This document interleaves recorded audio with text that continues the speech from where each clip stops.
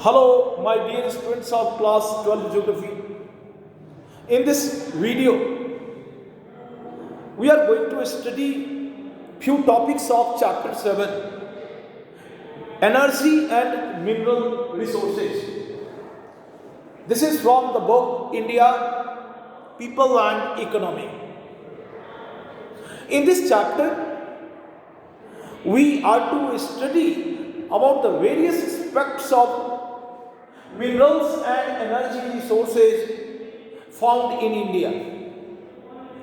What are they? How are they distributed over space? And what are their characteristics? What are their uses? And what are the problems related to these mineral and energy resources?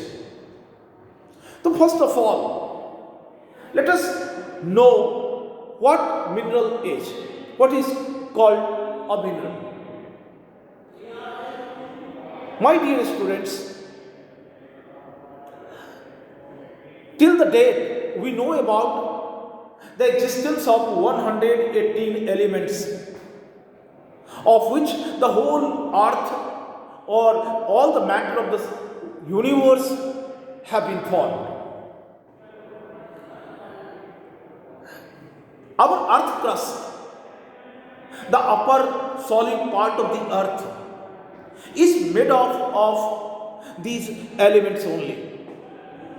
But most of these elements do not occur independently. Rather, they occur in the earth crust in the form of various combinations. They combine with each other and they occur as certain combinations. There are more than 2000 combinations that we have in the earth crust. Few of them are important to us for our industrial growth and economic development, which we obtain from the earth crust as minerals and ores. Now let us define what is called a mineral. A mineral is a naturally occurring substance. That means it is a natural substance of organic or inorganic origin with definite chemical and physical characteristics. So, a mineral is a naturally occurring substance, is a natural substance of organic or inorganic origin with a definite physical and chemical characteristics. Minerals play a vital role in our industrial growth and economic development, and India is endowed with a rich variety of minerals due to the varied geological structure found in India. But most of the minerals that are found in India are associated with igneous and metamorphic rocks of the peninsular plateau. We'll talk about the distribution of minerals in details, but before that, we should know the classification of minerals. How are minerals classified? Minerals are classified first in two groups: metallic minerals and non-metallic minerals. Metallic minerals and non-metallic minerals. Further, they are divided. Metallic minerals are divided into two groups: ferrous and non-ferrous, and non-metallic minerals are divided as pure minerals which are of organic origin and other non-metallic minerals which are of inorganic origin. Metallic minerals which are the source of metals, minerals from which we obtain metals. You know the characteristic of metal and non-metal. So the minerals which give us metals are called metallic minerals, like iron, copper, bauxite, from which we get iron ore, from we get iron, bauxite we get aluminum, copper ore we get copper. All these are metals, so they are metallic minerals. Metallic minerals are grouped into two parts: ferrous minerals and non-ferrous minerals. Ferrous, ferrum, Fe is the symbol of iron. Let the Latin name of iron, ferrum. So the metallic minerals which have iron content in them are called ferrous minerals. And not only iron, manganese, nickel, cobalt, they all are ferrous minerals. Other metallic minerals which do not contain iron but give other metals, which are the source of other metals, they do not give iron, they do not have iron content, so means other than iron content. So those metallic minerals which are the source of other metals than iron we call non-ferrous minerals, like copper, bauxite, tin, lead. All these are non-ferrous minerals. Now if we talk about non-metallic minerals, they can be divided into two groups: fuel minerals that are fossil fuels, they are of organic origin, and other non-metallic minerals like we have limestone, marble, granite, mica. All these are other non-metallic minerals. So non-metallic minerals are the source of non-metals. We obtain non-metals from non-metallic minerals, and they are divided into two groups: fuel minerals, and which are fossil fuels, coal, petroleum and natural gas, and other non-metallic minerals include limestone, marble, granite, mica, and all kind of rock and stone minerals. So this is the general division of classification of minerals. Now let us come to know few characteristics of minerals. Minerals are unevenly distributed over the earth, over the space. Minerals are not found equally everywhere. They are unevenly distributed over the space. Second thing, there is inverse relationship between quality and quantity of minerals. Good quality mineral is less in quantity as compared to low quality of minerals.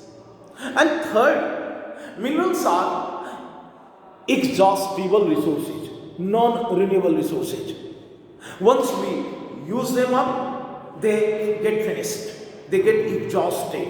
So they are exhaustible resources because they take long years to develop geologically. Millions of years they require to get renewed or to be formed again. So they are kept in as a in the non-renewable category. They are exhaustible, and that suggests us that minerals need to be used judiciously and wisely. Now the topic that we are going to talk is related to distribution of minerals in India. Distribution of minerals in India. Among the distribution of minerals in India, there are three vital points which we must know. Most of the metallic minerals, iron ore, manganese, copper, bauxite, tin, etc., are found in peninsular plateau. So peninsular plateau is a source of all major metallic minerals. Now, if we talk about coal of non-metallic mineral of organic origin, so 97% of coal are found in the river valleys of Damodar, Son, Mahanadi and Godavari.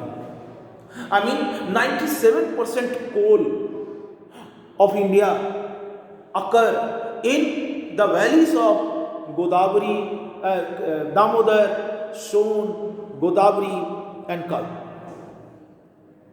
Mahanadi. And petroleum, the another non-metal of organic origin, not metallic mineral of organic origin. Petroleum we have in sedimentary rock system of Assam, Gujarat and off the coast of Maharashtra, Mumbai High. So these are the three locations from where we produce the petroleum. So we can divide the whole country into three belts of minerals, or we can say that there are three major belts of mineral concentration in India. Three major belts of mineral concentration in India. First, the northeastern plateau region, the northeastern part of the peninsular plateau, which include Chotanagpur plateau, Orissa plateau, part of West Bengal and part of Chhattisgarh. This is one of the most valuable mineral belt because it has variety of minerals like iron ore, coal, manganese, bauxite, mica and many other minerals in lesser quantity. On the other hand, we find six major iron and steel industry of India are located in this belt because of the proximity of raw materials like iron ore, manganese, coal, etc. nearby. Tata Iron and Steel Company, Jamshedpur, Indian Iron and Steel Company, ISCO, Durgapur Steel Plant, Bokaro Steel Plant, Rourkela Steel Plant, Bhilai Steel Plant. All these are located in this belt of minerals, northeastern plateau region. Now the second belt of mineral is southwestern plateau region, which include Karnataka, Kerala, Goa and Tamil Nadu upland. The plateau part of Tamil Nadu. This is also an important belt of mineral. This belt, so in this belt we have the mineral region of Karnataka, Goa, Kerala, Tamil Nadu upland. This belt is rich in ferrous minerals like iron ore and manganese. But besides iron ore and manganese, in this belt we have bauxite and limestone also in abundance. This belt generally does not have coal except Neyveli coal region of Tamil Nadu. Lignite, where we have lignite coal, Neyveli lignite belt. Other than that, we do not have coal, an important fuel mineral in this belt. The third belt is the northwestern region of India. Like Rajasthan, the Aravalli region in Rajasthan and part of Gujarat. In this belt, minerals are associated with Dharwar rock system and copper, zinc etc. are important minerals found in this belt. Besides copper and zinc, we know Rajasthan is rich in non-metallic minerals like sandstone, marble, granite, gypsum, etc. So in Rajasthan, we find sandstone, granite, marble, gypsum, all these are non-metallic minerals. And Gujarat is known for the petroleum deposit. So in this belt, we have few metallic minerals like copper and zinc, but non-metallic, this area is specialized with non-metallic minerals. We have in in Rajasthan many different type of stone, sandstone, marble, granite, gypsum, and Gujarat is known for petroleum production, where 18% of the total production in the country is found, and we obtain about 18% of the total production of petroleum from Gujarat, so that second largest contributor of petroleum. So these are the three important mineral belts. Thank you in this video.